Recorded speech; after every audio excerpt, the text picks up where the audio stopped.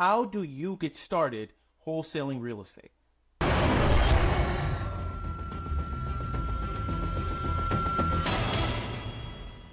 So I get asked that question a lot, and today what we're going to be doing is we're going to be going over some slides so that you have a blueprint on exactly how to get started wholesaling real estate, and it's not as difficult as you might think. All right, so let's get started on how to wholesale real estate. Number one, I need you to withhold all disbelief.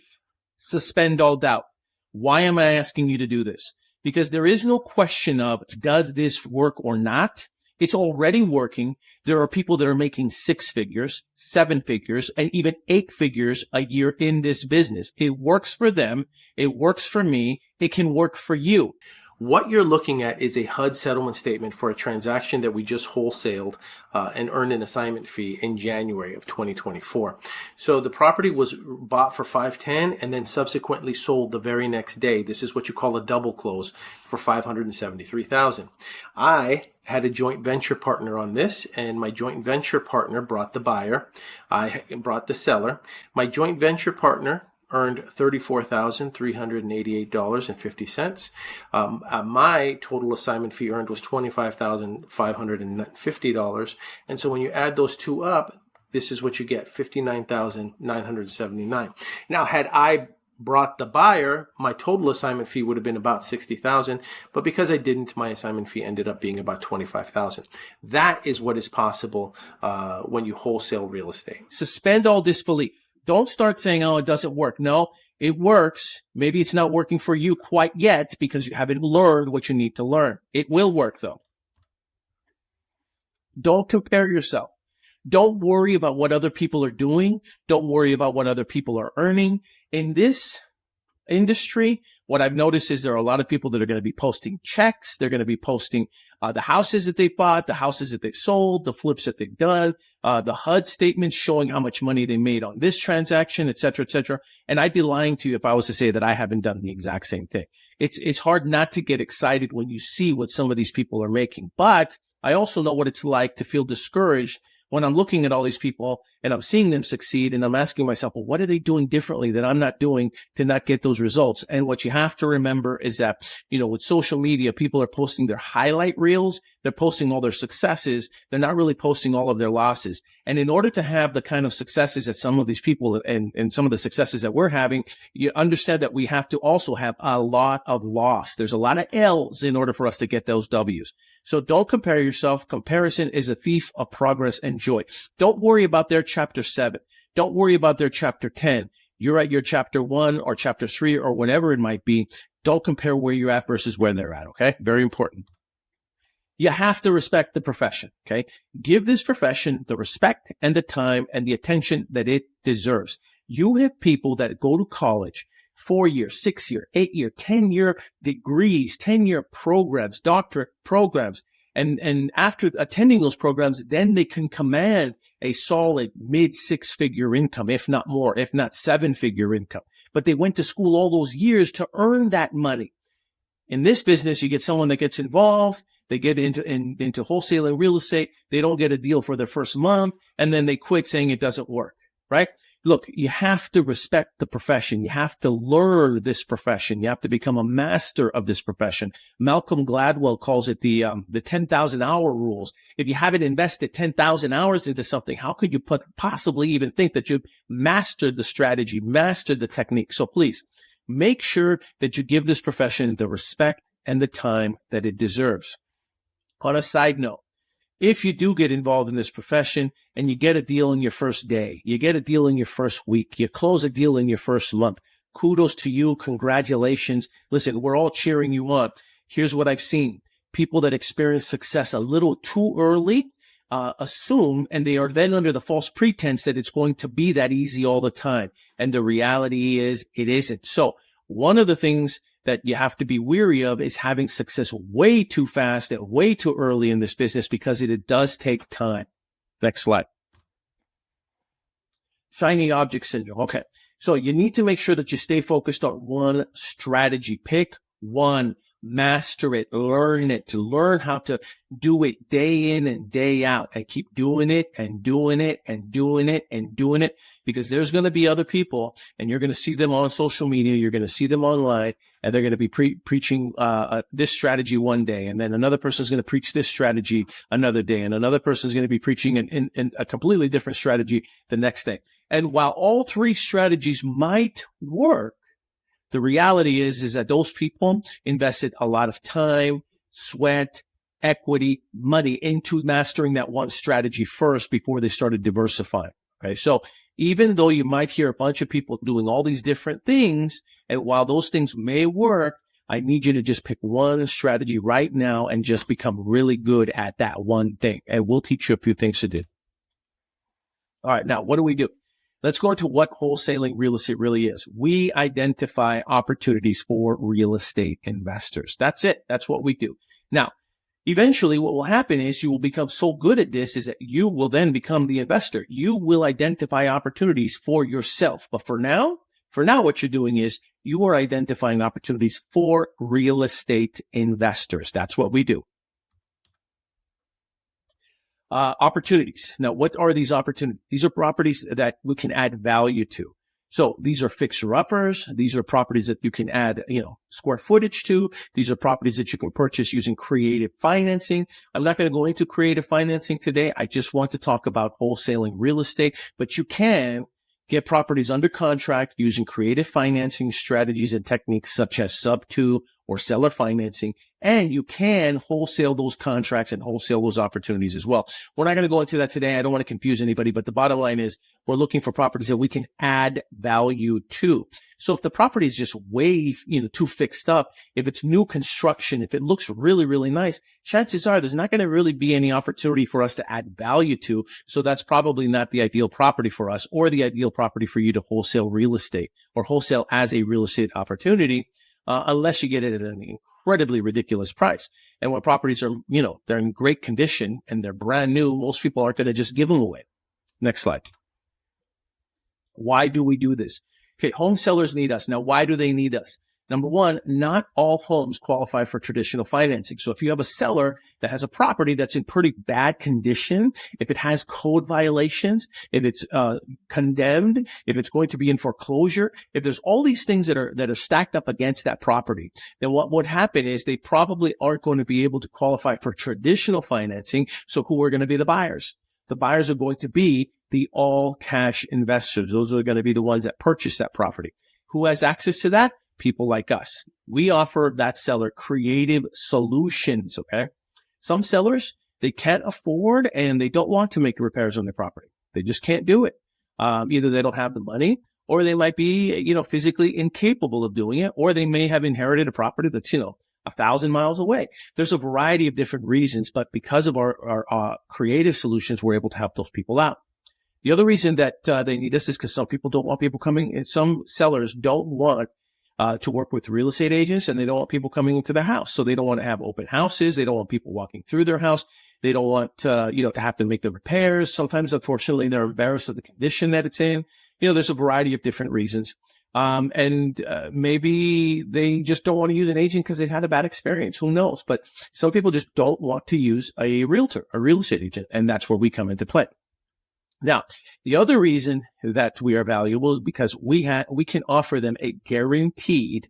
Now, when we say fast cash close, it can be as fast as they'd like or as slow as they like. But the bottom line is we offer them a guaranteed close. So if we can get the property at a price that makes sense to us and at a price that is agreeable to them, then we guarantee the ability to close and perform. That's the beauty about what we do. Whereas with, traditional real estate purchase, you can't guarantee that, because what if there's something that the buyer might want fixed during an inspection, or what if the lender who's giving them the loan wants something repaired, et cetera, et cetera. So that's why we do what we do. Why do we do this, and who needs us? Investors need us. All right, I'm going to scratch that. Investors need us too. So not only do sellers need us, not only do home sellers that need some type of creative alternative to their situation need us, but investors need us as well. Now, why do they need us? Number one, they're good at what they do. They like fixing, flipping properties. They like developing properties. They like enhancing properties. That's what they love. That's their passion. So a lot of them don't necessarily have the opportunity to go digging for oil. They don't have the opportunity to go panning for gold. That is what we are good at. We are hunters. So we are going out there and we are searching for these opportunities using a variety of different strategies and a variety of different techniques. They want to spend more time doing what they're good at because it makes them more money that way. So we solve the problem of bridging the gap between the home seller and the investor, and we act as that bridge. That's why they like us. That's why they need us. Investors love when people bring them opportunities versus them having to go out there and find these opportunities themselves. And lastly, we're talking to sellers all day. That's what we do. Now, why do the neighbors need us? This is important. Safety. So when you've got a property that is a blight to the community, when you've got a property that is supposed to be condemned, if you have a property that's been fire damaged and it's in really, really, really bad shape, then you have the potential for people to be harmed. You have the potential for squatters to go into those properties. You have the potential for illegal activities to perform in those properties. So, when an investor goes in there and buys a property and fixes it up, it does a few things. Number one, it adds more safety to the neighborhood and to the community. Number two, it improves property values, right? When you've got a great property right next to you, it increases the value of yours as well. And then we make a difference in those communities. All right. I've shared this story. I'll share it briefly. So I grew up in the Highland Park communities of Los Angeles during the 90s when it was pretty gang infested. My father had a small meat market that he owned and operated. It was over in Highland Park. And in December of 1996, he was actually murdered closing up his shop because rival gang members were going in there shooting at each other. So I share that story with you because if we're improving these communities, if we're helping these communities, if we're raising the property values for these communities, if we're getting those negative elements out of those communities, that it has a potential to save lives. So we are making our communities better, but by doing this as well. All right. So have pride in what it is that you do, because you do make a difference when you are improving these properties. Next slide. Okay. So how can you get started? Number one, mentorship. Okay. That's going to be a complete shortcut. This is very, very important. If you have the opportunity to join a mentorship program, if you have an opportunity to join some type of a coaching program, or a community, I would strongly, strongly suggest that you do that. All right. You don't have to, but it will save you time. And at the end of the day, you can always make more money, but you can't get your time back. So it's important that you find a coaching program or a community program or a mentorship program that can help you get to where you want to go to faster. We've already made all the mistakes. We've already lost money on trying and testing out different things. You don't have to do that, right? As long as you just use the same blueprint that works, that is successful, you should be okay. And that's, in my opinion, I say this all the time, he or she with the fastest copy machine wins. So we'll give you that blueprint. So in my opinion, number one, the most important thing that you could do to help yourself is join some type of a coaching program, to join some type of a membership. Below in the comment section, what we'll do is I will include a link, a Calendly link, so that you could schedule a strategy session with us, and we could talk about what it is that you're currently doing. Where are you in the process? Have you gotten started? Have you closed any deals, or are you just barely getting your feet wet and just getting going? And we could schedule those strategy sessions together. So follow the link below. Number two, what do you need? Okay, so now we're going to get into the meat and potatoes of really what you need to get started. Number one, you need a list of motivated sellers. Now, I'm going to go over the free ways that you can do this. You can do this by procuring your own list. Number one, driving for dollars. And that's basically where you're going out there and you are driving around town and you're looking at all the houses that are in bad condition. Now, when you're doing this driving for dollars, I tell people all the time, you want to make sure that they have at least 3 things that are wrong with the property. So just because the front lawn might be overgrown and the house is completely perfect, that's not necessarily a good candidate. You want at least 3. You want boarded up windows. You want cars that are all jacked up on the property. You want overgrown weeds. You want damaged roof.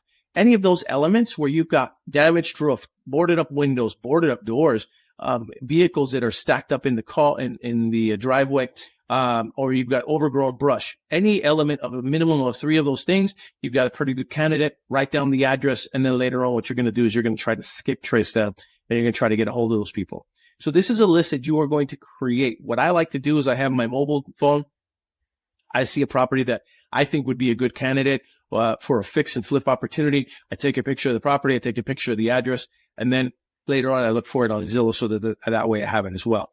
If you use geolocation when you're in front of the property, you can actually find it on Zillow. It will pinpoint it where you're at. You'll see the property. And then I'll just take a quick screenshot of that Zillow page as well. So that way I have it. The second thing you can do is you can call a title representative and ask for a farm package. Now, what is a farm package? A farm package is just a list of property owners with their telephone numbers if they are available. Okay. You can call a title representative. Now, why would you call a title representative? Because when this property is sold, you are going to need some type of title insurance for the buyer to make sure that there aren't any clouds on the title. So title representatives will be eager to help you because they generate an income every time a new policy, a new title insurance policy is ordered for that transaction. So become good friends with a title policy rep for the market in the markets that you want to go after. They will give you these lists for free. You'll have the list. You can go and you can get them, and then you can start reaching out to these people and you can start calling them.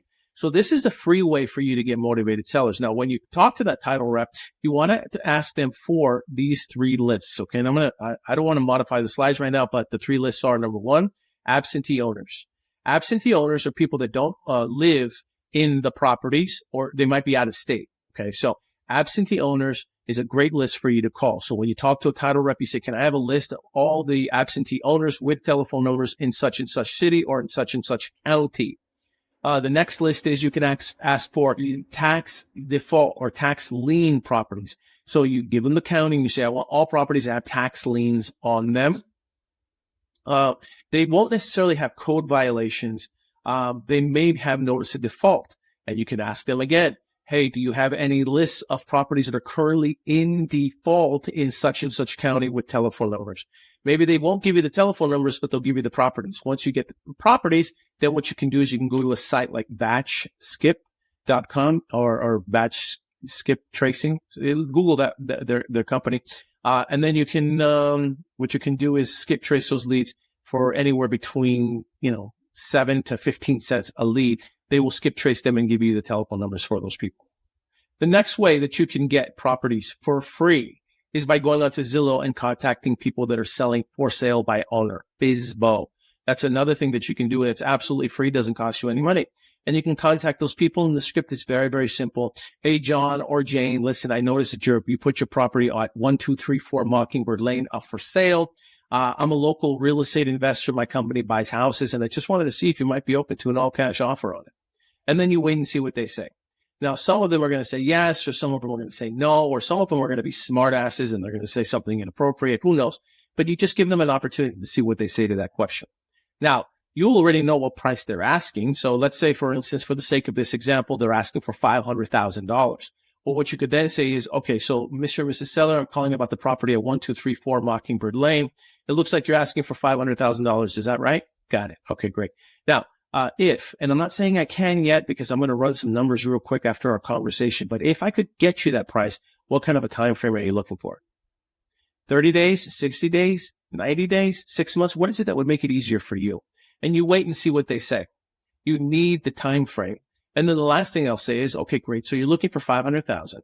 You could be out of there in 30 days.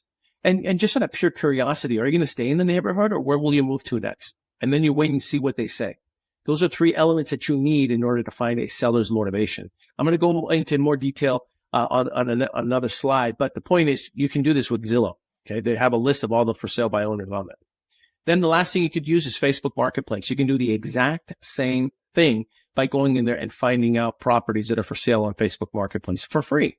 A lot of the people who are advertising properties for sale are in fact real estate agents. So just be prepared for that. There's a lot of real estate agents and there are a lot of real estate wholesalers that are promoting the properties that they have under contract on Facebook Marketplace as well. So just be aware. What you can do is, you reach out to them. And when you go onto Facebook Marketplace, it gives you the prompt. It's already filled in for you where it says, It says, is this still available? You just click send.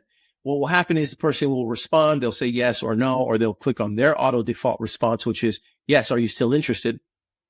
And then what I'll typically do is I'll say, are you the agent or the owner? I ask them that because it forces them to pick one, either they're the real estate agent or the owner. And typically what happens is they'll tell me I'm the agent, or they'll say I'm the owner, or they will say I'm a wholesaler. And now you know, all right, what you're looking for are sellers, though. You really want motivated sellers. All right, next slide. You can buy data. Okay, so there's other ways for you to get the data. You can get it through PropStream, you can get it through Backleads, you can get it through Retrend, you can get it through Privy. There's a whole bunch of ways for you to buy lists and to buy data that you can call. So I've shown you the free ways, and there are paid ways for you to get these lists that will save you time. Remember, time is money. Now, once you have these lists, what do you do? What do you do next? You contact the seller. That's really what's most important here. So you can call them by phone. You can text message them. Now, if you're going to be text messaging them, you might want to have some type of a text messaging platform to use. You can set up a Google Voice number and you can text people individually, but you're going to need to get a hold of them. I do suggest calling and texting. People do respond to texts a lot more than they respond to telephone calls, especially if it's an unknown number, or if for whatever reason your number might show up as spam, which happens even by mistake. Then you can also mail to them. Remember, you've got these lists now. You can do some type of a mail out program. You can write handwritten letters. You can print something and send them a letter. You can set up postcards. These are all different paid strategies to get a hold of these motivated sellers. The other thing you can do is ringless voicemail messages. There are companies that will just do a straight voicemail drop. You upload the list with the telephone numbers, and they will leave a message for you that you record, and it goes straight to their voicemail. It doesn't even ring. Ringless voicemails. This is another strategy that people use. So you get a hold of the seller. Questions you need to ask. I've already gone over these. What price do you want? What's your time frame? And where will you be moving next? You need to learn your scripts. Make sure that you know what scripts to use, and you need to make sure that you're contacting sellers every single day. In order to be successful at this business, you're going to have to invest a minimum of 2 to 4 hours per day, minimum in order to be successful. All right. I hate to break it to you. If you think that you're going to be able to do this 30 minutes a day, it's probably not going to happen. Okay. At least 2 to 4 hours minimum in order to make this successful. All right. Now, learning what to offer. That's also what you're going to need to know. A lot of times people are like, well, how do I know what to offer? So you're going to have to know how to comp properties, and comping is really just pricing it out. You're going to have to master estimating repairs. You're going to have to be able to look at pictures and look at a property and think, okay, this property is going to require X amount of dollars to be fixed. A good rule of thumb for repairs, just so you know, if it's a lipstick fixer, in my opinion, a lipstick fixer is something that only needs flooring and paint. So if all I got to do is put some laminate flooring or some carpet and some paint, it's usually about $25 a square foot to repair. Okay? If it's a rehab is just a remodel. So the house is nice, the house is livable, but it needs to be rehabbed. It needs to be remodeled. If it's going to be remodeled, it's going to be about $45 a square foot, typically. Now, that might be a little bit high. I am in California, so I am in one of the more expensive states where it does cost a little bit more. I know in some states you can get away with it with as little as $30. I realize that. My suggestion is always overestimate the repairs and always underestimate the value, the after repaired value of a property. You're going to need that to do that. So anyway, that's what I suggest. And if it's a complete gut job, if the property it's in horrible condition and it needs to be gutted and remodeled, then it's a $75 per square foot job. So if the house is 1,000 square feet, then it's probably going to cost you about $75,000 to rehab that property. 25, 45, 75. That's a good rule of thumb. All right. Now, how do you find out what to offer? Here's the formula that we use. 70% of the ARV. ARV stands for after repaired value. So you're going to have to find out what a property is worth once it's been repaired. And this is another thing that I see people do. They will look at a property and then they will go out there and they will try to find out what it will be worth after it's fixed. And they will compare it to regular homes. And you can't do that. You need to compare it apples to apples. You need to compare it to other houses that have been flipped. Now, if you're looking at an area that doesn't have much investor activity and you look at the last 90 days, there haven't been any flipped homes. That is a cause for concern, because what that's telling you is investors aren't investing in that area. So it may not work out. All right. So 70% of the ARV after repaired value minus the cost to repair. And we just went over it, $25, $45, $75 per square foot minus the assignment fee that you want to generate. So if you want to earn an extra $10,000 to $15,000 per fee, you would just deduct the assignment fee from that price. And that is typically the price that you would offer that seller. Okay. So that was it. That in a nutshell. It's not very complicated, right? All you're going to need is a list. You're going to need to get a hold of those sellers using any of the strategies that you have at your disposal: phone, text, email, ringless voicemail drop, Facebook Marketplace, Zillow. You get a hold of those sellers, you run some numbers, and then you submit an offer. Do not run your numbers before getting a hold of the seller. That's another mistake that I see people do, is that they want to go out there and they want to comp every property to see if it's a good deal, not realizing that they're spending between 10 to 15 minutes every time they do that. And then they call the seller and it may already be sold, or the seller just decided they no longer want to sell. So you've just lost 10 to 15 minutes per property doing that. Don't run any numbers until you've spoken to an actual seller. So going back to what I said earlier, getting started as a real estate wholesaler is not very challenging. The barriers of entry are really nothing. But the best way and the fastest way for you to have success is for you to seek out a good mentorship or a good coaching program. If you need help, feel free, click on the link below in the comment section on our Calendly link, and let's schedule some type of a exploratory call, some type of a strategy call to figure out how to get you started. If you've already gotten started and you haven't closed your first deal, you need to set up a call with us so that we can figure out what's going on. Sometimes it's just a minor little tweak to get you on the right track. All right. I look forward to hearing about your success in the future. Please comment below if there's anything that you think you might need some help on, and we'll work on getting that content out for you on future videos. Don't forget to subscribe to our channel, and don't forget to click on the bell in the top right-hand corner or at the bottom of the video, so that way you can get alerts every time we upload new content. All right. I'll talk to you guys later. Bye.